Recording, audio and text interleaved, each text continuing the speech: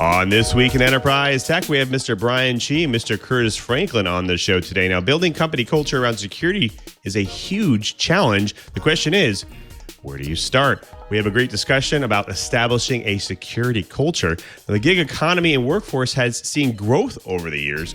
What it's shown us is there's some challenges with stability on financial volatility. Today we have Verde-Chapman. He's Chief Growth Officer of GigWage on the show. And we're going to discuss the financial needs of the gig worker and what benefits they may need to reduce the impact of income volatility. You definitely shouldn't miss it.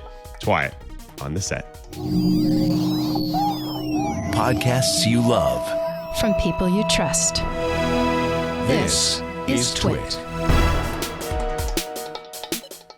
This is TWiET, This Week in Enterprise Tech, episode 494, recorded May 20th, 2022. Dig the gig. This episode of This Week in Enterprise Tech is brought to you by Linode. With Linode, there's no hidden fees and you can scale up or down without penalty. Get $100 in credit. Visit linode.com/TWiET. And by Compiler, an original podcast from Red Hat discussing tech topics big, small, and strange. Listen to Compiler on Apple Podcasts or anywhere you listen to your podcasts. And by PlexTrac, the proactive security management platform. Save time and increase productivity with the premier cybersecurity reporting and workflow management product designed to support the complete security lifecycle from assessment through remediation. Visit plextrac.com/TWiT to claim your free month.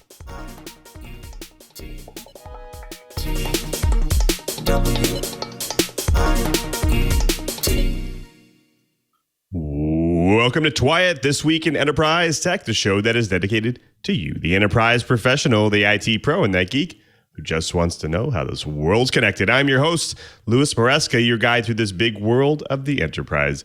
But I definitely can't guide you by myself. I need help from the professionals, the experts, starting with senior analyst at Omdia and security enterprise expert, Mr. Curtis Franklin. Welcome back, Curtis. What's been keeping you busy?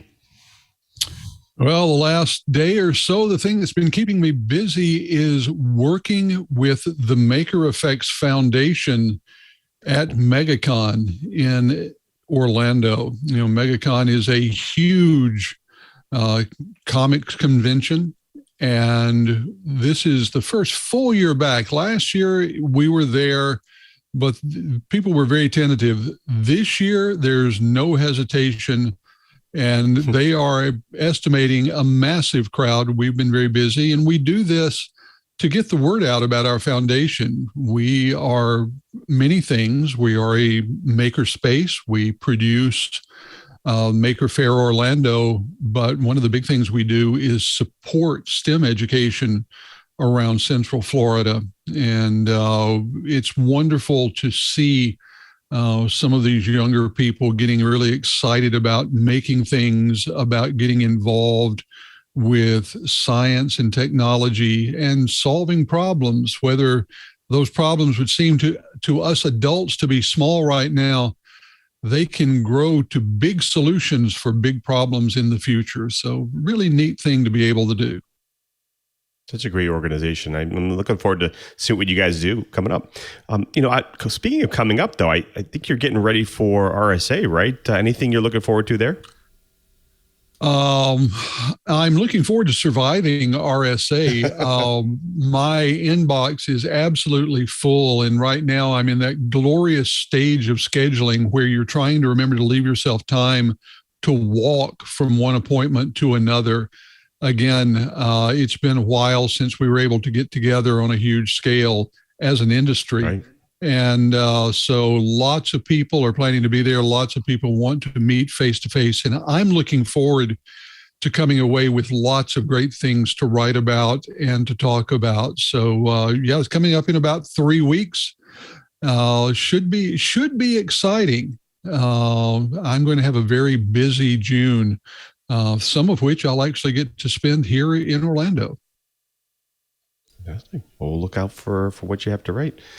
Well, folks, speaking of exciting, we also have to welcome back our net architect, Sky Fiber, and all-around tech geek, Mr. Brian Chee. Cheebert, great to see you, my friend. What projects have kept you busy this week? I'm actually at the same MegaCon conference with Curt. Okay, cool. I'm actually working with the Learn to Solder portion, and we've got little flashy buttons that you can practice soldering on. It's a lot of fun. But I'll tell you, big shout out to one of the members of our makerspace, Miss Allison Chase. For those of you that were big fans of Zelda, she has made a cosplay costume that is a guardian. And it has lots and lots of blinky lights, and it's got laser beams and all kinds of stuff. And she is in the cosplay contest, and big cross my fingers for Allison. Lots of fun, lots of good things to see. And, come on down. We'd like to see some of the TWiET ride if you're in Central Florida. And we're in the Orange County Convention Center, room 331. Come by and say hi. I'll be there, and Curt will be there most of the day during MegaCon. Thank you, Cheebert. Well, speaking of lots of big things to see, we have lots of big things to talk about here about enterprise here on the show. So we should definitely get started. Now, building company culture around security is definitely a huge challenge. The question is, where do you start? Well, today we have a great discussion about tearing down an anti-security culture in your organization and getting started. Now, the gig economy and workforce has seen growth over the years. Now, what it's shown is there's actually challenges with stability and financial volatility there. Now, we have Ben Verde-Chapman on the show today. He's Chief Growth Officer of GigWage, and we're going to discuss the financial needs of the gig worker and what benefits they may need to reduce the impact of income volatility. So definitely stick around. Lots of fun stuff to talk about. But first, there's been lots of going around in the enterprise. So let's go ahead and jump into this week's News Blips. The president of Costa Rica, Rodrigo Chavez, was only in office for about a week when the Costa Rican government computer systems were hit with ransomware. The cyber attack started in late April, but the Russian-speaking Conti gang has now tried to increase the pressure to pay a ransom by raising its demands to $20 million and claiming that its goal was to actually overthrow the government. That's right. Now, the attack hit a large surface area with 27 government institutions impacted, including municipalities and state-run utilities. Now, Chavez has gone on record saying that the attack was coming from inside as well as outside Costa Rica. Now, the Conti group has warned that they were also working with people inside the government. Now, their quote, "We have our insiders in your government," the group said. "We are also working on gaining access to your other systems. You have no other options but to pay us. We know that you have hired a data recovery specialist. Don't try to find workarounds." There's been lots of talk about this attack, and most analysts, including the U.S. State Department, feel that the Conti group is using the overthrow threat as a distraction more than an actual threat. However, the Conti ransomware variant has now been branded as the costliest strain of ransomware ever documented. Now, let's hope the Costa Rican government can now come out on top without adding Conti's bottom line. Hey, are you running a Kubernetes API on a server? Well, according to researchers with the Shadow Server Foundation, the odds are pretty good that your server is open to the internet. Researchers discovered more than 380,000 open Kubernetes API servers. That's 84% of all global Kubernetes API instances exposed on the internet. Now, the researchers did not do any intrusive checks to figure out the level of exposure for the servers, but there's no way to say that this news is good. The greatest number of exposed API servers was found in the U.S., where some 201,348, that's 53% of these open API instances were discovered. And the problem isn't really unique to the Kubernetes API. According to a 451 research study, large enterprises, on average, have more than, get this, 25,000 APIs connected to or operating inside their infrastructure. APIs tend to be one of the weakest links in cloud infrastructure management because they're frequently found at the heart of the control plane. That's the thing that manages cloud infrastructure and application configuration. This report is yet more evidence that many organizations are simply not prepared to protect against, respond to, or even have visibility into potential API attacks. Now, this is especially troubling because analysts believe that less than 50% of enterprise APIs will be managed 3 years from now, as explosive growth in APIs surpasses the capabilities of API management tools. Do you know how many APIs you have exposed? Are you sure about that number? Now could be the perfect time to figure out the number and bring each and every one of those APIs under solid security management. Oh, this Wired magazine article really got me concerned. So when you turn off an iPhone, it doesn't fully power down, especially on the newer ones. Chips inside the device continue to run in low power mode that makes it possible to locate lost or stolen devices using Find My X feature or use credit cards and car keys after the battery dies. Well, researchers have devised a way to abuse this always-on mechanism to run malware that remains active even when an iPhone appears to be powered down. It turns out that the iPhone's Bluetooth chip, which is key to making features like Find My work, has no mechanism for digitally signing or even encrypting the firmware it runs.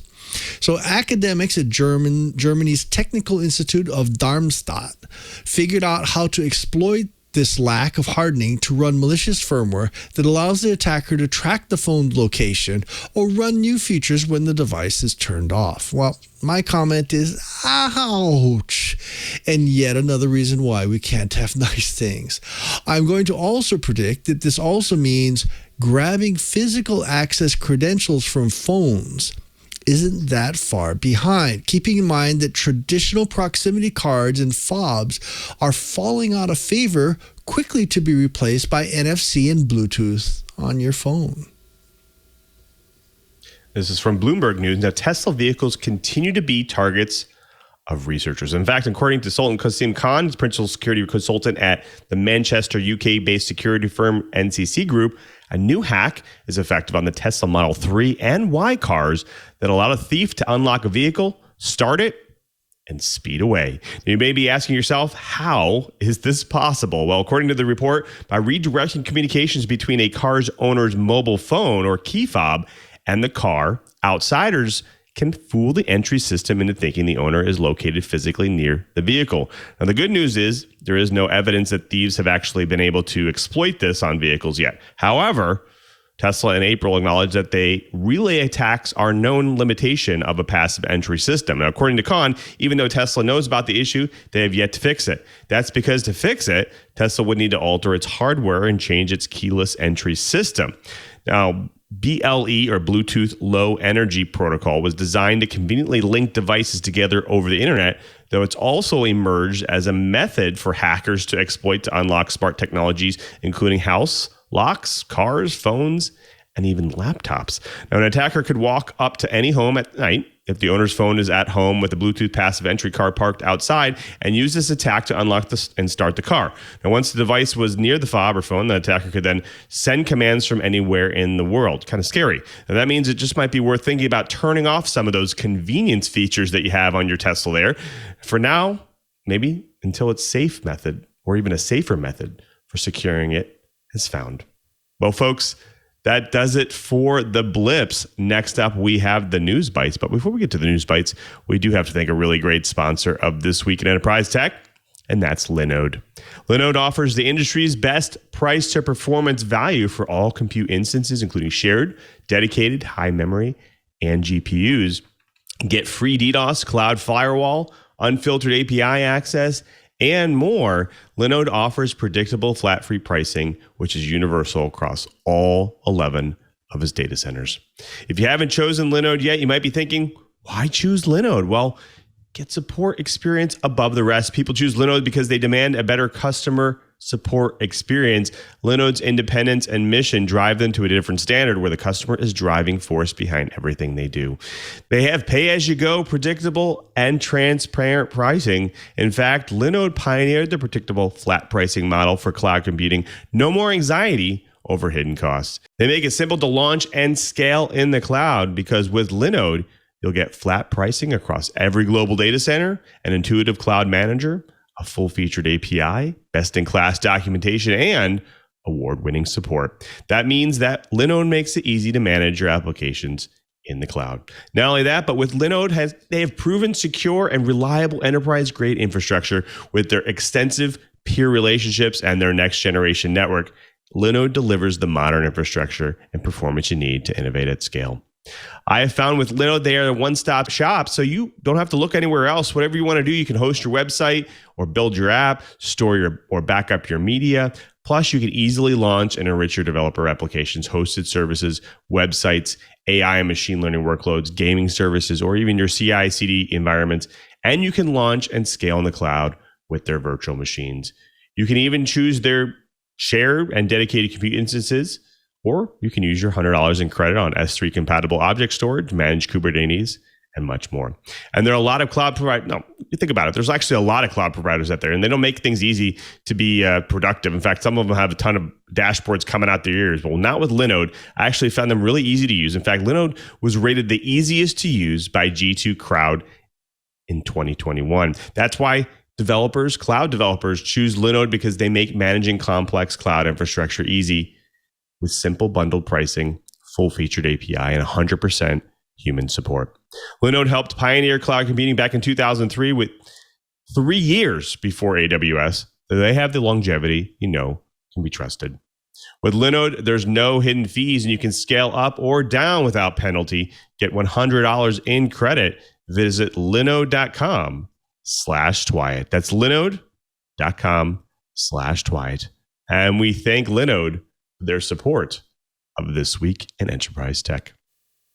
Well, folks, we now have time for the bites. That's right.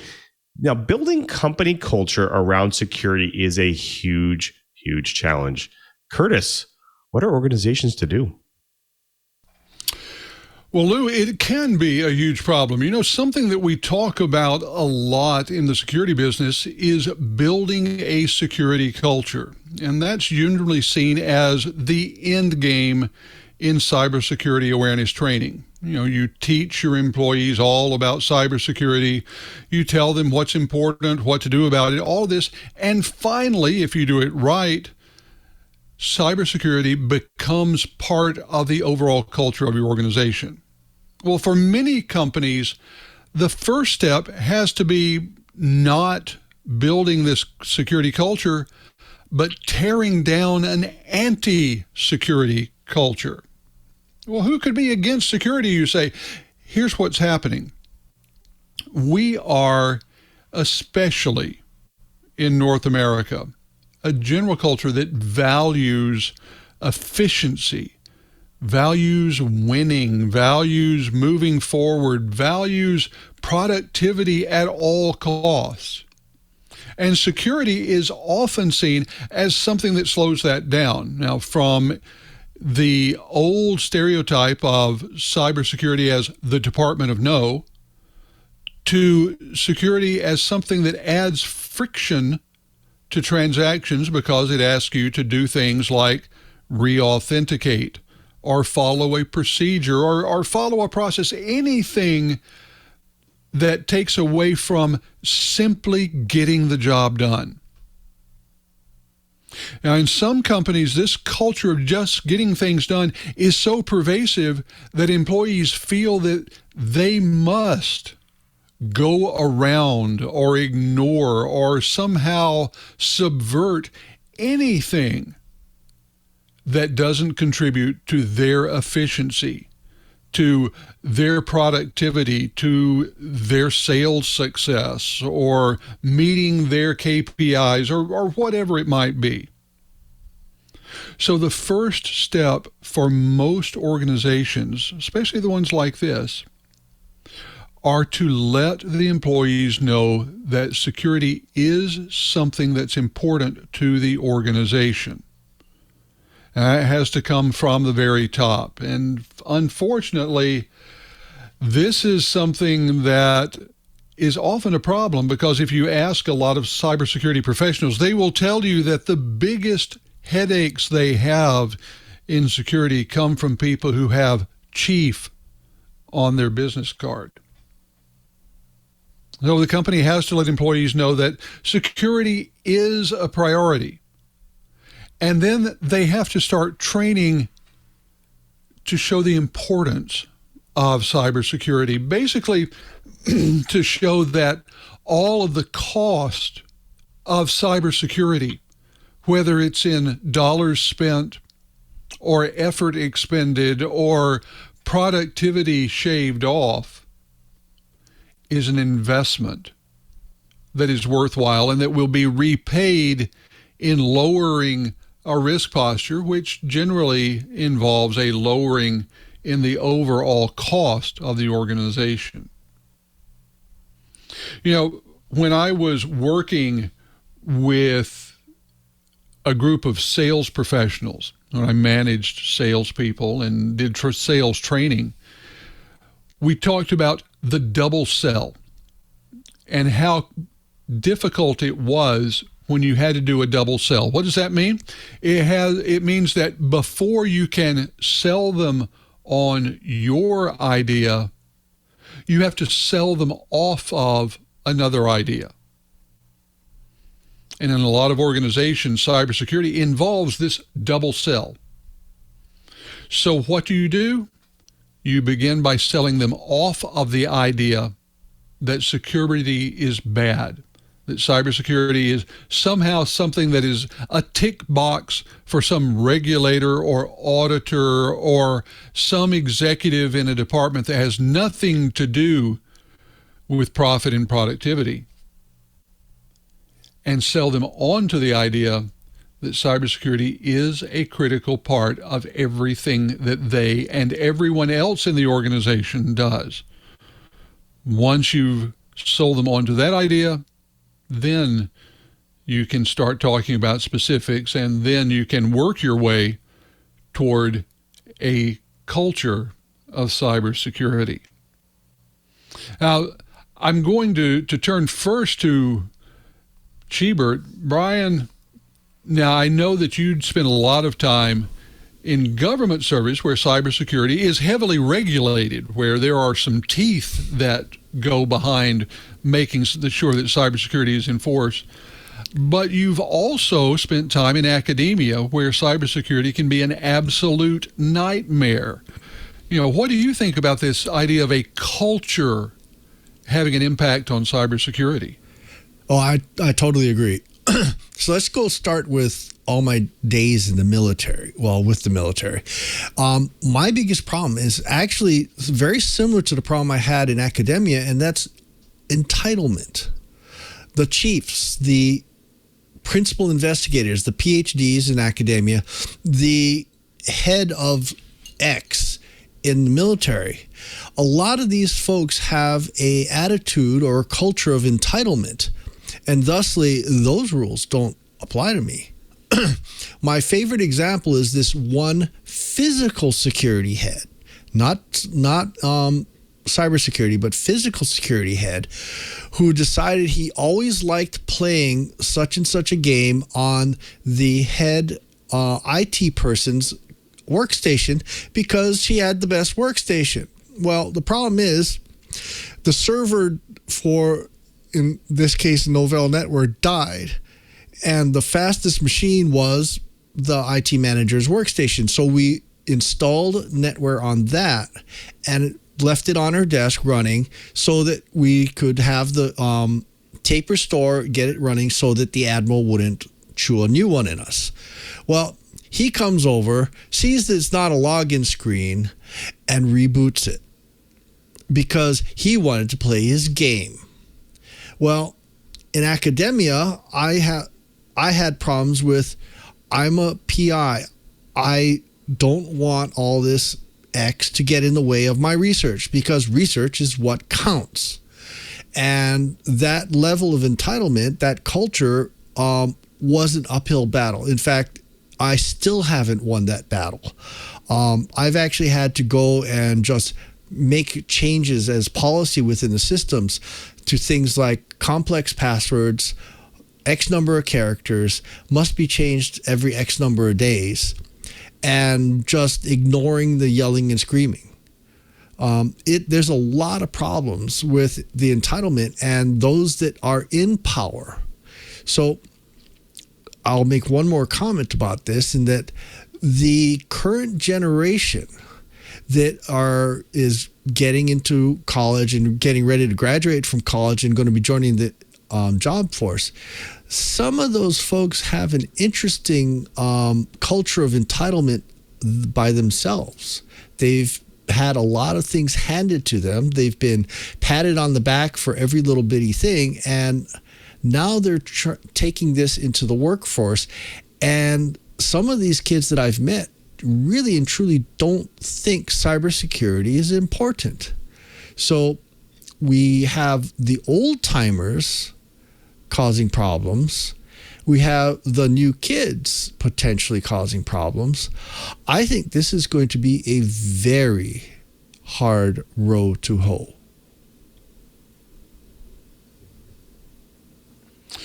Well, I think it can be a very hard row to hoe, especially when you have an organization that gives lip service to cybersecurity, but doesn't really value what it takes to achieve cybersecurity. Lou, how about from your perspective? You've been in various large organizations, and do you see that cybersecurity needs to be something that is talked about throughout the organization if it's going to be effective, or can it be something that is handled on a group by group or team by team basis?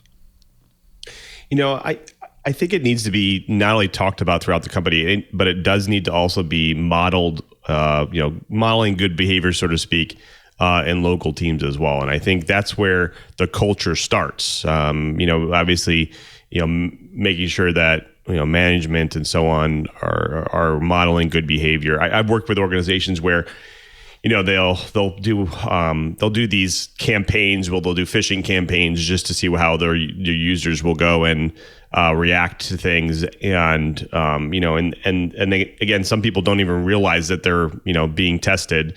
Some people do, and then they don't really talk about it or do anything about it afterwards to kind of do like a post-mortem on it, to make people realize what had happened, what they should have done, that kind of thing. And so like those types of things you want to make sure you capitalize on when you do types of campaigns to educate your users.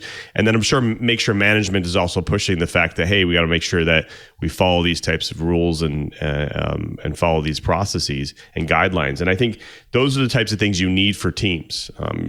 And when you see users in organizations trying to circumvent some of the tools because they're hitting their productivity, that there's a problem with that culture. That there's a problem with the way that they're doing things and the way that they're teaching things. And I think that's where organizations need to start, is just making sure that they ingrain it in their daily workforce and their daily conversation, and making sure that they do follow-ups and they model good behavior. I think all of those things will start engaging more people, no matter what generation they are, when it comes to security, and making sure it's part of their culture. I think you're right. And I think that it's important to note that some organizations think that merely saying that they're going to put a huge penalty on you if you violate cybersecurity, or they're going to put a penalty if you don't take the training, whatever, those sticks don't matter nearly as much if they don't reflect the culture of the organization. If you have the culture that's going one way and somehow these written rules that it's understood you can ignore if it helps you get your job done better, that leads people to think that not only are the rules not applicable, but the culture, the company is basically hypocritical, and that rules about other things don't matter either. Right. So for companies that are interested in cybersecurity, the first thing is get your cultural house in order, and a lot of good things will follow from that. Speaking of good things, Lou, I think it's time to turn it back over to you to help us move to the next part of an exciting episode of TWiET. Well, thank you, Curtis. Next up, we have our guest. But before we get to our guest, we do have to thank another great sponsor of This Week in Enterprise Tech, and that's Compiler, an original podcast from Red Hat discussing tech topics, big, small, and strange. Compiler comes to you from the makers of Command Line Heroes, another of our sponsors, and is hosted by Angela Andrews and Brent Simoneau. Now, technology can be big, bold, bizarre, and complicated. Compiler unravels industry topics, trends, and the things you've always wanted to know about tech through interviews with the people who know it best. On their show, you will hear a chorus of perspectives from the diverse communities behind the code. Compiler brings together a curious team of Red Hatters to tackle big questions in tech, like what is technical debt? What are tech hiring managers actually looking for? And do you have to know how to code to get started in open source? Now, episode 2 covers what can video games teach us about edge computing. The internet is a patchwork of international agreements and varying infrastructures, but there's something coming to change the ways we connect. In this episode of Compiler, hosts explore what edge computing mean for people who enjoy video games and what this form of entertainment could teach us about the technology. Episode 9, how are tech hubs changing? Traditionally, if someone wanted a career in tech, they have to make a move to a tech hub, a city packed with startups and talent. But things are starting to change. The hosts of Compilers speak to a few of the change makers who are thinking outside of the physical and social dimensions we've come to associate with innovation. I really enjoyed the edge computing episode. They did a pretty amazing job, actually, of distilling down what edge computing is and just how practical applications make it seem more accessible. Learn more about Compiler at red.ht/twit. New episodes are out now. Go and download them at any time, and be sure to check back for new shows. Listen to Compiler on Apple Podcasts or anywhere you listen to your podcasts. We'll also include a link on today's episode show page. Many thanks to Compiler for their support of This Week in Enterprise Tech.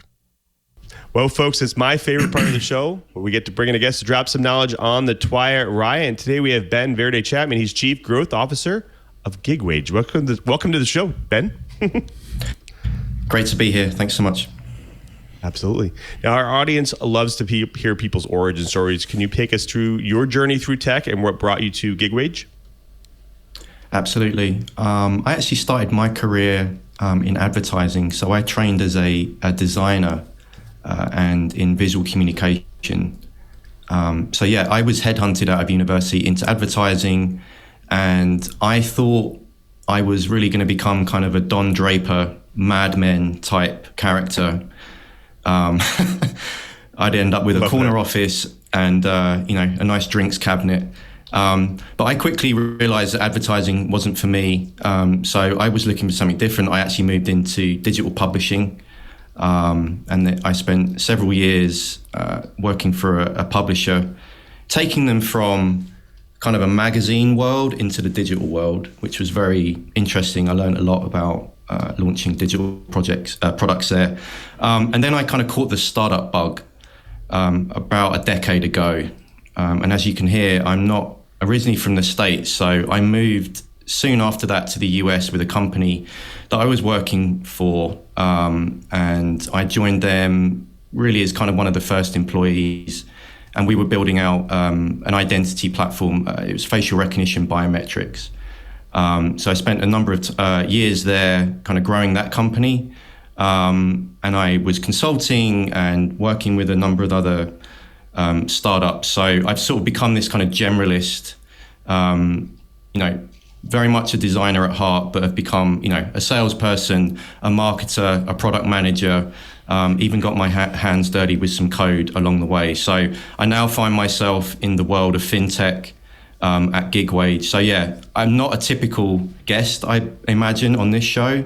So hopefully I can share a few insights if listeners are looking to switch up their career or make a move from one discipline to another. I can definitely provide some insights there.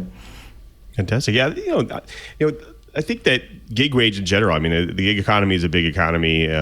Things are continually changing there. GigWage is a platform, payroll platform in there, and that puts you guys in a really good position for you to understand how the workforces operate and the financial needs there. So I'm actually very interested in some of the data you guys have come up with here. Your organization has actually been doing some pretty interesting research in this area. Can you take us through some of that?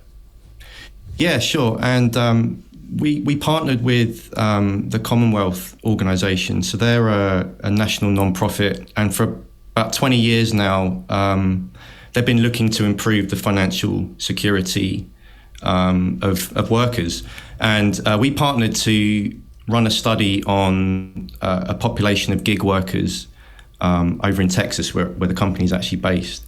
And really, this was to figure out what were some of the financial needs that these workers were actually looking for, and how could we provide those, like the kind of type of product that we could provide into that group that would potentially help them. So we had a phase of this project ran for 4 months, and we tested 3 sort of financial benefits that we tried to kind of bring into that group. Really, they were designed for sort of mitigating the income instability that many gig workers experience. So on the one hand, you have this massively growing gig economy, right?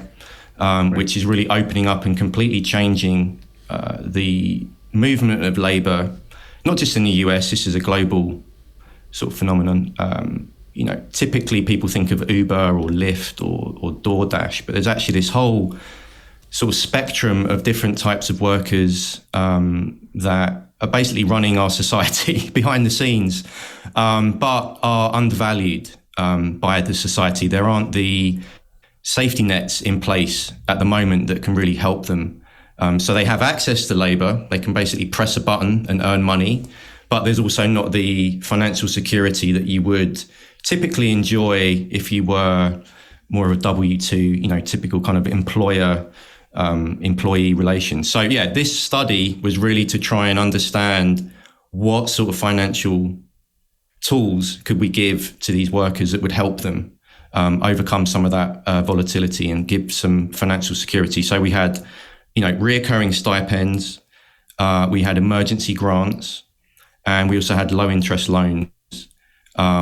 So of around the 60 workers that we had, 43 ended up becoming participants, and they kind of continued through that pilot. And just here's this really speaks to the nature of the gig economy. A lot of that is low to moderate income workers, right, and disproportionately from the Black and Latinx community. So again, on the one hand, the gig economy is basically the future of work. However, it's not really set up to support the players in that ecosystem. So that's why this was an important study. And I think we use this to educate our customers and partners about the opportunity of the gig economy, but also some of the challenges that we have as this thing kind of matures. Now, you brought up a good point. Obviously, with the gig economy, the income is slightly volatile. Obviously, depending on how much people want to work, the amount of time they work, but there's not always going to be business in that area as well. So there's lots of challenges there. It sounds like this particular study attempted to try out some things. You talked about a couple of them. How are those actually impacting things? Are they actually showing improvement? Are they adding stability? Or what's the kind of what's the change there? Are you seeing any increase or anything getting better there at all? Yeah, I think, and it's very nuanced. So let's take the $1,000 emergency grant.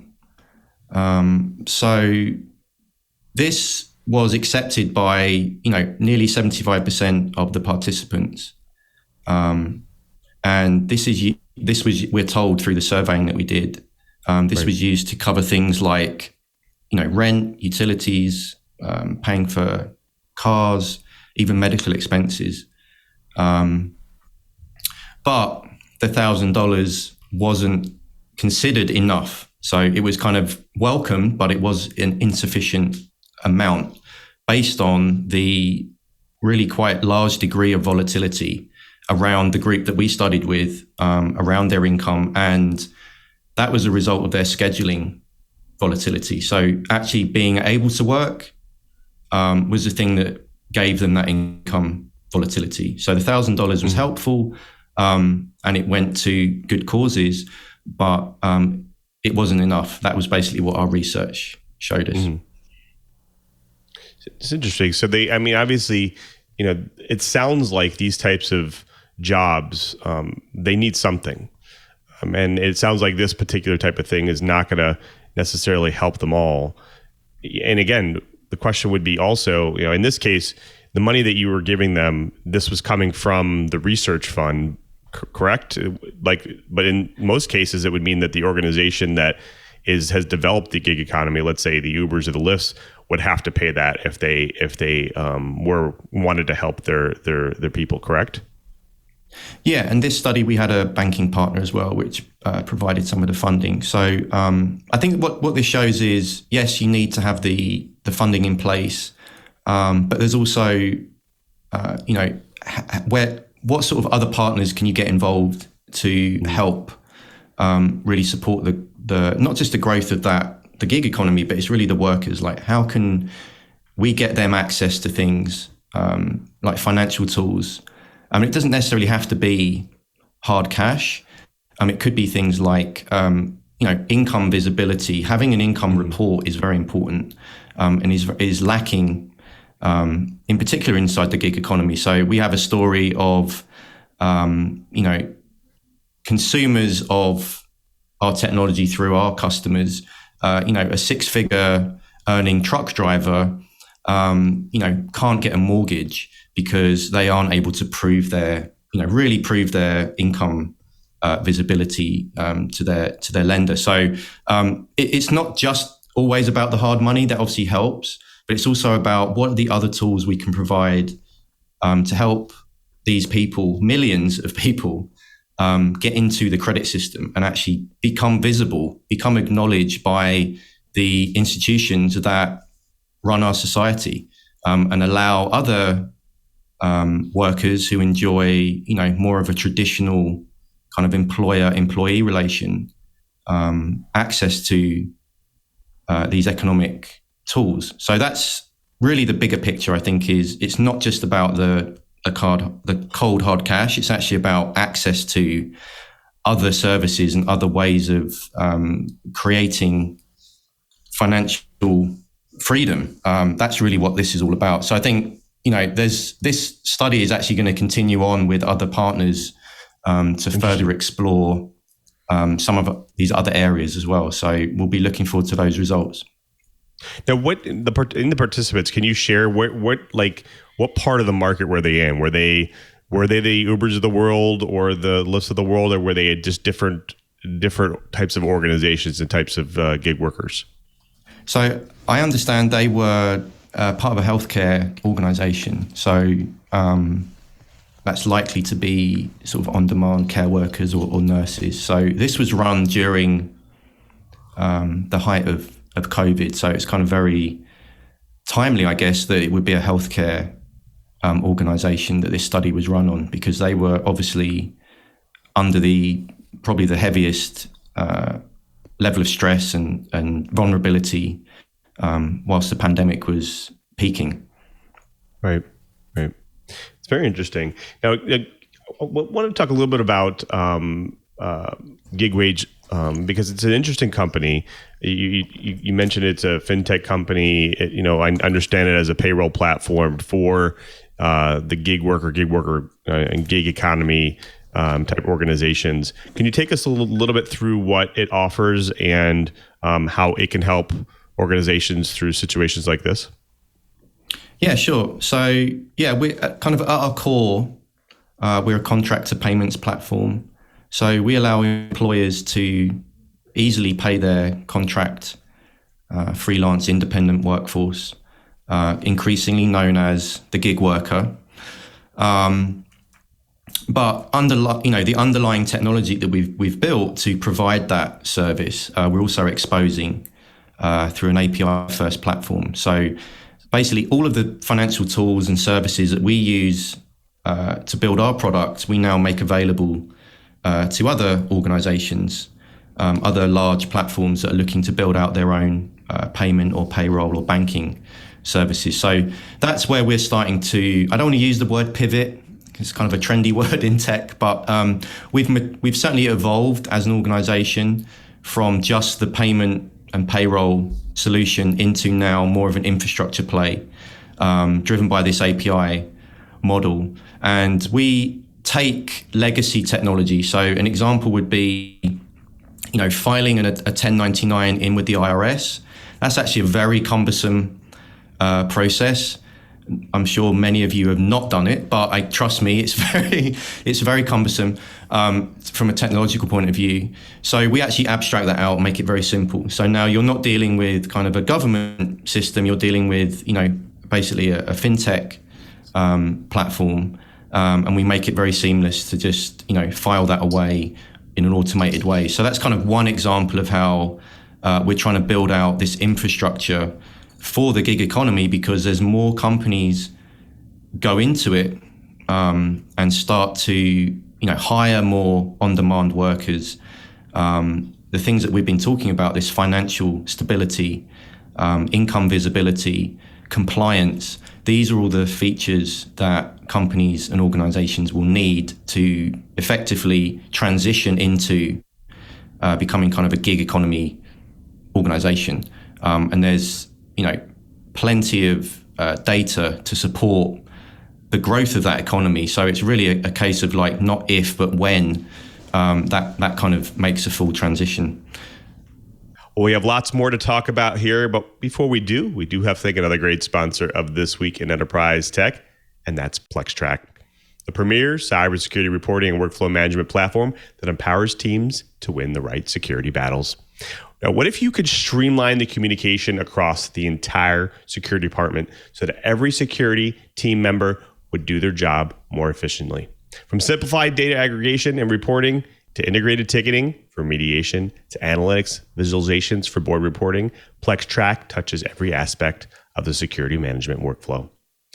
Gain a real-time view of your security posture by bringing all your data sources together into one powerful platform where you can triage scanner results, generate powerful analytics and visualizations, assign remediation tasks, attest to your posture, and track progress over time. As a satisfied PlexTrac client put it, we see PlexTrac as a part of our strategy to move quicker and be productive.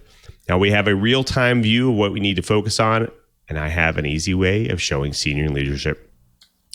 PlexTrac serves every aspect of the enterprise security team program with features designed to improve workflow, collaboration, and communication for each role, including red team data aggregation, import data from all of your automated vulnerability scanners and tools, triage and report results in half the time.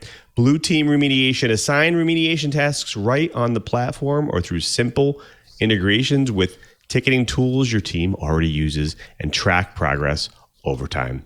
Stakeholder communication, you can use powerful yet simple analytics to attest to security posture and prioritize issues, tailor attestation and communication to the needs of both team members and the C-suite.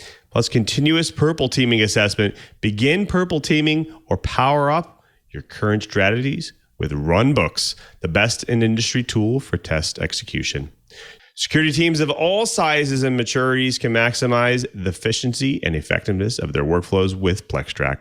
Customers report that they see PlexTrac as part of our strategy to move quicker and be proactive. The platform has a 5 times return on investment in year one, and that it gives their cybersecurity operations a 30% increase in efficiency.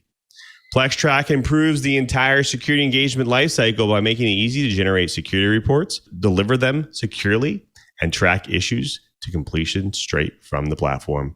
Book a demo today. Try PlexTrac free for 1 month and see how it can change your life as a security professional. Simply go to plextrac.com/twit and claim your free month. That's plextrac.com/TWIT. And we thank PlexTrac for their support of This Week in Enterprise Tech. Well, folks, we've been talking with Ben Verde-Chapman. He's Chief Growth Officer at GigWage. We've been talking about the gig economy and just how complex it actually is. I do want to bring my co-host back in. I want to start with Mr. Curtis Franklin. Curtis? Thanks so much, Lou. Ben, I've got a question, and this is going to seem perhaps blunt, but I've got to ask it. You talk about the benefits that you can bring to the gig workers, and that sounds fabulous, but your customers are really the companies that employ the gig workers. why do they care? I mean, isn't part of the whole gig economy that they can pay for some services from the individuals and not have to worry about all this silly stuff like, retirement and healthcare and all the other things that come with full employment? Yes, I mean, that would be the logical conclusion. But when we speak to customers, our customers, which, by the way, are across a spectrum of industries, and that's something that surprised me when I joined the company. And I've been here around 2 months now. My assumption was, we're just working with the Ubers, ride sharing and delivery. And it couldn't be further from the truth. And actually what's happening is there's smaller companies that rely on talented, contracted workforces to thrive and grow. And it's very important to them that they have a happy workforce. While they may not be classified as employees in the traditional sense, they are fundamental to the success of that company. One example is, a therapist group, a mental health therapist group that we work with. These are trained professionals who happen to be gig workers. They have decided to, be independent from any one particular organization and work in a flexible way and provide a very valuable service to their communities. So the organization that they work through, it's very important that they have a happy contractor workforce. They need to be paid almost immediately. So they can't be waiting a couple of weeks to get their money. They do their work, they expect to be paid. And when we speak to them about other services, benefits that they could provide to their contractor workforce, they're all ears. So I had the same skepticism that you have, and that does exist, no doubt, in certain industries. But overwhelmingly, the customers that we work with, the companies that we work with, they see it as a competitive advantage to provide their contract workforce with not just financial tools, but perks, benefits, things that will make their life better and loyal to that brand. So was surprising to me, and it might be surprising to you based on your question there. Well, and in full disclosure, I have spent many years of my career in what is now called the gig economy. We called it freelancing when I was doing the bulk of it. So I understand this side of things very well. I've also been an editor with companies using freelance talent. So I have been the person who sends out the assignments and ultimately the checks to gig workers, as we call them now. So, I do have, I think, an understanding. And one of the things that I'm curious about is that in the last 2 or 3 years, we've heard a great deal of talk about people increasingly going into the gig economy. People who, for whatever reasons, either by their choice or not, no longer have that single large contractor that most employers tend to be, but are now working for a bunch of different contractors. From the economic trends that you see, do you see this growing? I mean, do you think that more people are going to have multiple sources of income versus the one large source that a traditional job represents? Yeah, and I think there's on the data side, and this is well written about on the internet, so it's not just our kind of research. It's something like 50% of the US workforce will be classified as independent workers by 2025 and 2030. So this thing is done from my point of view. This thing has happened. It's now a case of, what does it look like over the next 5 to 10 years when, over half the workforce in some capacity is participating in the gig economy. Now that could be, and I freelanced myself for a number of years. And, you need to understand, again, this spectrum of gig worker, like what does that really mean? Because on the one hand, you have the sort of on-demand, delivering food, perhaps they're driving, rideshare.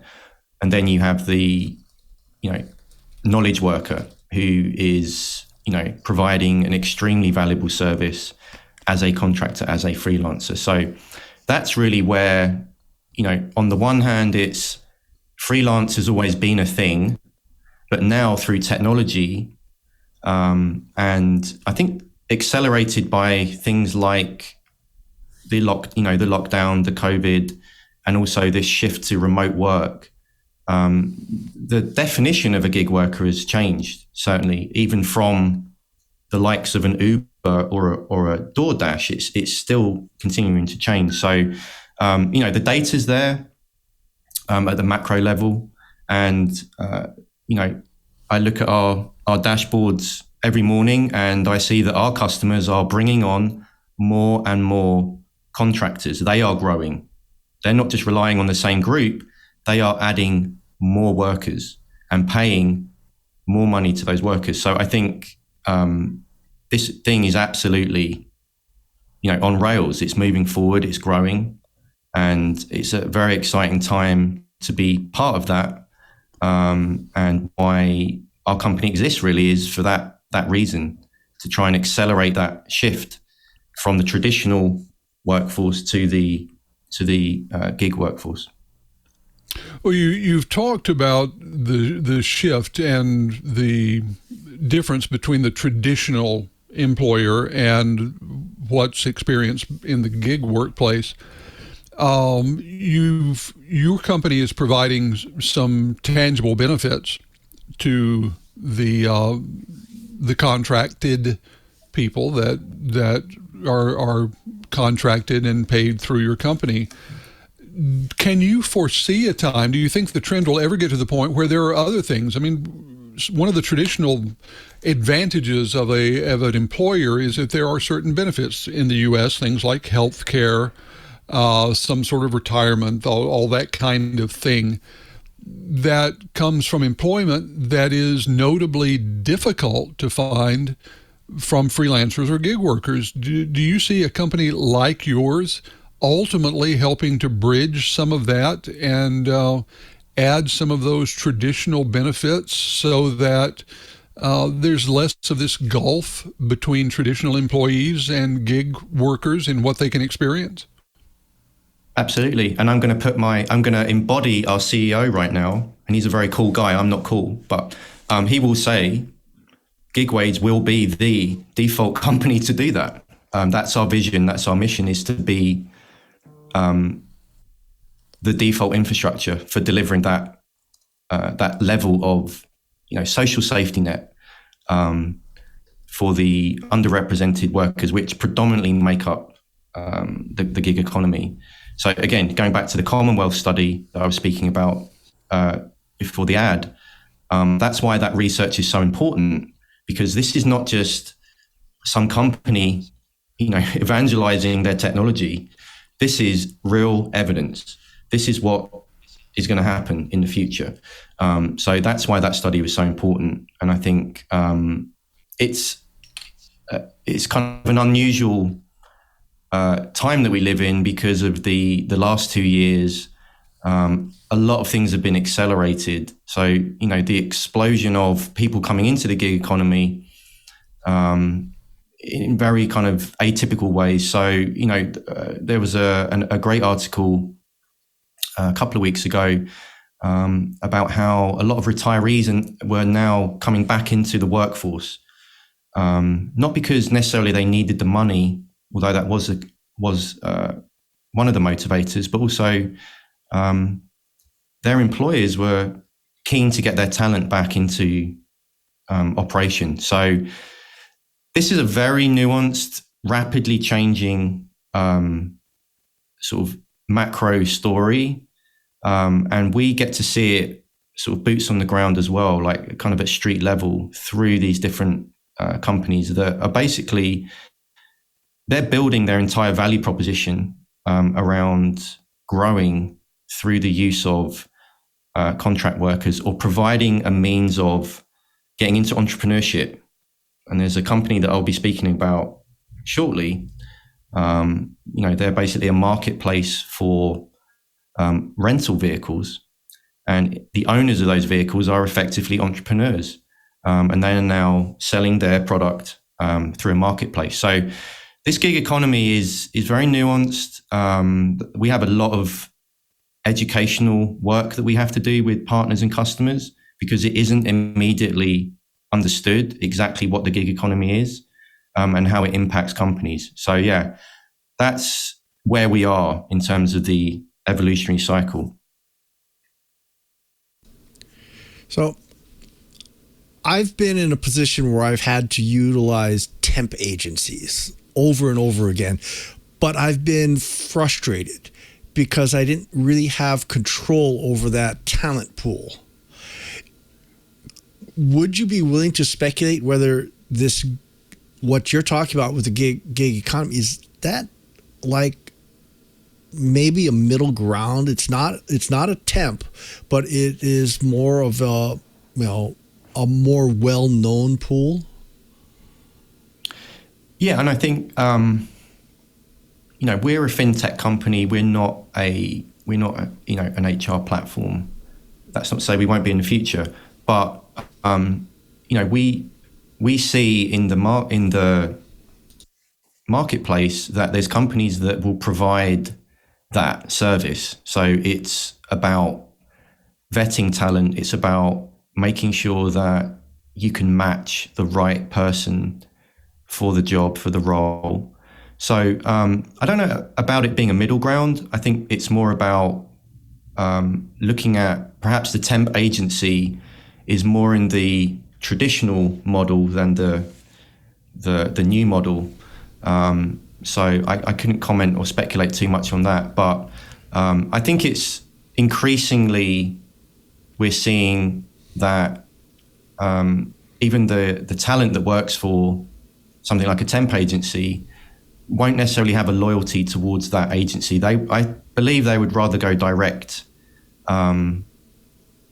into the companies or go through a more modern sort of marketplace, talent marketplace. So that's, again, my kind of round the houses answer to your question. Well, why not ask the question just a little differently then? Sure. More and more corporations, more and more organizations are looking at gig workers. Obviously, there's a lot of benefits to it.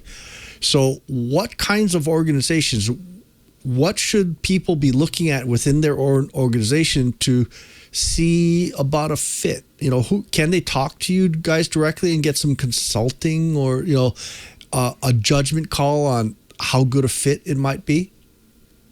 Again, we're not really involved in the sort of recruitment or sourcing of talent, and we actually have a little bit of a barrier between us and the actual contracted people. So we're working with the businesses that are bringing on the contractors. But apologies. It's how do we determine whether it's going to be appropriate? How do we? If someone's looking at going gig rather than temp, what are the check marks that we should be looking at within each organization, whether or not there's going to be a fit to make this move? Right, understood. Okay, I think part of it is the onboarding experience. So how do they philosophically think about talent? Again, in the traditional sense, and I've kind of been on both ends of this as looking for freelancers and a freelancer. They can very quickly, you can get into the mindset of, I just need to, basically fill a seat for a couple of days. And that's really the priority, is getting somebody to do the job. The quality of the work isn't necessarily the sort of motivating factor. So there's that to consider. And then the experience of the contractor going through that process. Do they feel like they are valued as a participant in that organization? Are they being paid on time? Are they integrated through the system? So there's a number of different sort of, I guess you kind of like the life cycle management of a contractor is something you have to kind of look at. In terms of vetting it, because it is so different depending on the type of work and the type of gig worker that you're looking for, I think it'd be very hard to kind of come up with a single sort of rubric around that.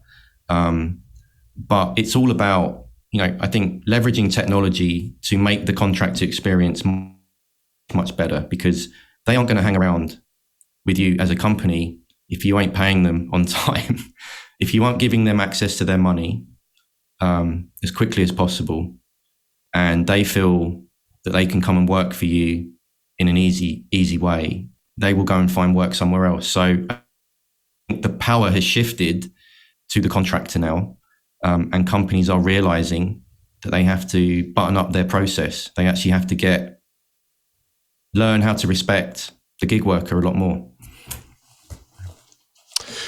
Well, folks, time flies when you are having fun. Ben, thank you so much for being here. Before we close up, though, I do want to give you a chance to tell the folks at home where they can maybe learn more about GigWage and where they can get started. Sure. So you can obviously go to gigwage.com, and we have all of our products listed there. You can even sign up for our SaaS solution, which is a very easy to use contractor payment and payroll product. You can actually be paying your contractors within minutes of signing up. So that's a full kind of contractor lifecycle management, from onboarding, payment, TIN checks, W-9 collection, all the way through to 1099 filing and income reports. So that's very popular. That's really kind of where we started as an organization. And then we have our API platform, which makes available all of our services that we use that we built that product with. So payment, payroll, filing, tax, compliance. You can get that and integrate that or embed it into your own platform. So we have customers, an example, this RV customer of ours, Outdoorsy, they're the number one RV marketplace in the US. They actually embed our technology into their platform and provide that to their customers, who are the hosts and users of the RV product. So they're actually able to automatically file tens of thousands of 1099 forms, which, if you've ever filed a 1099 form, you know is very painful. If you have to do tens of thousands of them, you have to have an automated way of doing that. So we allowed them to build that system directly into their platform. We're kind of hidden inside their software and provide that service through an API. And this is really one of the core use cases of GigWage from a platform perspective, is being able to not just onboard massive amounts of contractors and pay them, but also to have a continuous state of compliance.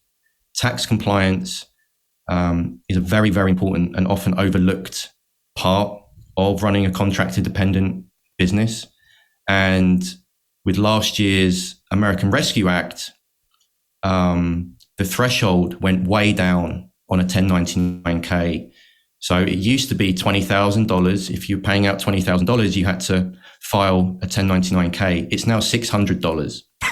So you can imagine you go from hundreds to tens of thousands, if not millions, of now forms that need to be filed. And if you don't file those, the federal government will come and get busy on you, basically, for the tune of hundreds of millions, if not billions of dollars in fines. So that's one of the core use cases of our platform, outside of the payment and payroll for the contractors. And you can learn more about that at gigwage.com or follow me on LinkedIn, because I'm always talking about it. Awesome. Thanks again, Ben. Well, folks, you've done it again. You sat through another hour of the best dang enterprise and IT podcast in the universe. So definitely tune your podcatcher to TWiET. I want to thank everyone who makes this show possible, especially to the co-hosts, starting with our very own Mr. Curtis Franklin. Curtis, what's going on for you in the coming week, and where can people find you and all of your work? Well, when I'm back at work next week, we're going to be looking at a number of things for our subscribers. I've put a new data resource in the database on cybersecurity awareness training around the world. I'm getting ready for RSA, so I will be responding to some of the companies that have invited me to meet with them. Also getting ready to head out to a company's conference the week after that, and beginning to put together my presentation for the Omdia Analyst Summit at Black Hat, which is going to be the first week in August. You know, I'll be in person in Las Vegas for Black Hat and DEF CON. So lots going on, as well as in June, I've got a webinar coming up on what it takes to find all kinds of gross things in your IT subsystem internally. Basically, what it takes to recognize supply chain, software supply chain issues when they've already started to have an impact. So would love for folks to go over to darkreading.com, the Omdia tab, sign up. I'd love to see you there and hear your questions about the software supply chain. Thank you again, Curtis, for being here and ending your week with TWiET. Well, folks, we also thank our very own Mr. Brian Chee as well. Cheeber, what's going on for you in the coming week, and where can people find you? Well, I'm going to be playing at MegaCon this weekend, and this coming week, it's recovery time and yard work and such. But you know what? I'm going to give a shout out. I just got a new camera. It's called Center Cam. It's teeny tiny, and it's on a flexible hose and a clip at the top of the monitor, so I can actually center the camera right in the middle of my monitor. So I hope you noticed that as I'm reading and talking about different articles, I was actually looking at the camera instead of in profile. So kind of a cool camera that give them a shout out, because it's a neat product. And if you're doing podcasts and so forth, you might want to consider it, especially since it's so small and can coil up that it'd be great for travel. Anyway, we'd love to hear from you. My Twitter address is ADVNETLAB, Advanced Net Lab. And, you know, we get all kinds of interesting discussions. I actually just posted a video. One of the people at MegaCon with our makerspace, she created one of the Guardians from Zelda, and there it is. And so that's actually part of the cosplay contest at MegaCon.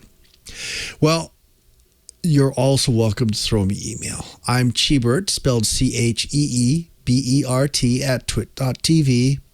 Or if you'd like, throw an email at TWiET at twit.tv, and that'll hit all the hosts. We'd love to hear from you. We supposedly have viewers on every single continent on Earth. I think we still have that claim, and we'd like to hear from you. And if you aren't comfortable with English, throw it at us in your native language, and we're going to use a machine translator and try and answer your questions. Love to hear from you. Thank you, Cheeber. Well, folks, we also have to thank you as well. You, the person who drops in each and every week to watch and to listen to our show and get your enterprise goodness. We want to make it easy for you to watch and listen and catch up on your enterprise and IT news. So go to our show page right now, twit.tv/TWiET. There you'll find all the amazing back episodes, the show notes, the co-host information, the guest information, of course, the links of the stories that we do during the show. But more importantly, next to those videos there, you'll get those helpful subscribe and download links. Support the show by getting your audio version or your video version of your choice. Listen on any one of your podcast applications. We're on all of them, so definitely subscribe and support the show. But you may have also heard, we also have Club TWiT as well. That's right. It's a members-only ad-free podcast service with a bonus TWiT Plus feed that you can't get anywhere else, and it's only $7 a month. And there are a lot of great things that come with Club TWiT. In fact, one of them is the exclusive access to the members-only Discord server. Lots of great channels on there, chat with hosts, producers, separate discussion channels. Plus, there's also lots of special events on there as well. Lots of fun tech topics. But of course, definitely join Club TWiT and be part of that movement. Go to twit.tv/ClubTWiT. But Club TWiT also offers corporate group plans as well. That's right. For your organization, it's a great way to give your team access to the ad-free tech podcast that we do. The plans start with 5 members at a discounted rate of $6 each per month, and you can add as many seats as you'd like. This is a great way for your IT departments, your sales departments, your developers, your tech teams, whoever, stay on top and all up to date with access to all of our podcasts. And just like regular memberships, they can join the Discord server as well as get that TWiT Plus bonus feed as well. So definitely join Club TWiT at twit.tv/ClubTWiT. Now, after you subscribe, you can impress your friends, your family members, your coworkers with the gift of TWiET, because we talk a lot about fun tech topics here on the show, and we think they'll find it fun and interesting as well, so definitely give it to them. Plus, if you've already subscribed and you're available on Fridays, 1:30 p.m. Pacific time, we do this show live. That's right. Check it out live at live.twit.tv. That's where we have all the streams. Come see the behind the scenes. Come see how the pizza's made, all the banters, all the mistakes that we make. Well, at least I make. And of course, come see and join the chat room as well. It's a lot of famous characters in there at irc.twit.tv. If you're going to watch the show live, you might as well join that chat room as well at irc.twit.tv. Definitely hit me up on twitter.com/LouMM. There I post all my enterprise tidbits. Direct message me, send me messages. I want to hear show titles. I want to hear show ideas. Definitely hit me up there if you want to have a good conversation. Also, if you want to know what I do during my normal work week at Microsoft, go to developers.microsoft.com/office. There we post the latest and greatest ways for you to make your office experience more productive for your organization. Plus, remember, Build. That's right. Build's coming up next week. Definitely check that out. There'll be a lot of great sessions. It'll be virtual. You'll hear a lot about some very interesting things that are coming out here in 2022. So definitely check out Build at Microsoft.com. Well, folks, I also want to thank everyone who makes this show possible, especially to Leo and Lisa. They continue to support This Week in Enterprise Tech each and every week, and we couldn't do the show without them. So thank you, Leo and Lisa, for all their support over the years. I want to thank everyone who makes this show possible, and I want to thank all the staff and engineers at TWiT. Of course, I also want to thank our very own Mr. Brian Chee. One more time, he's not only our co-host, but he's also our tireless producer. That's right, he does all the bookings for the show, and of course the plannings for the show, and we couldn't do the show without him. So thank you, Chee, for all your support. And before we sign out, I want to thank our editor for today, Mr. Victor. He makes us look good after the fact. So thank you, editor. Thank you, Victor. And of course, we also have to thank our very own TD for today. He's the talented Mr. Ant Pruitt. He does an amazing show called Hands-On Photography here on TWiT. And what's going on Hands-On Photography this week? Well, this week, I basically told folks they need to go ahead and spend a little bit of money, because we're talking tripods, and people like to buy cheap tripods. And let me tell you, don't do that. So go check out the discussion, twit.tv/hop. And I'll recommend a couple of different tripods out there. And you don't have to spend $1 gazillion, but just spend more than $10 on a tripod. Please and thank you. I am a culprit of that, so I will have to go watch that episode. Thank you, and until next time, I'm Louis Maresca, just reminding you, if you want to know what's going on in the enterprise, just keep quiet. Hey, I'm Rod Pyle, editor of Ad Astra Magazine, and each week I'm joined by Tarek Malik, the editor-in-chief over at Space.com, in our new This Week in Space podcast. Every Friday, Tarek and I take a deep dive into the stories that define the new space age. What's NASA up to? When will Americans once again set foot on the moon? And how about those samples from the Perseverance rover? When are those coming home? What the heck has Elon Musk done now? In addition to all the latest and greatest in space exploration, we'll take an occasional look at bits of spaceflight history that you probably never heard of, and all with an eye towards having a good time along the way. Check us out on your favorite podcatcher.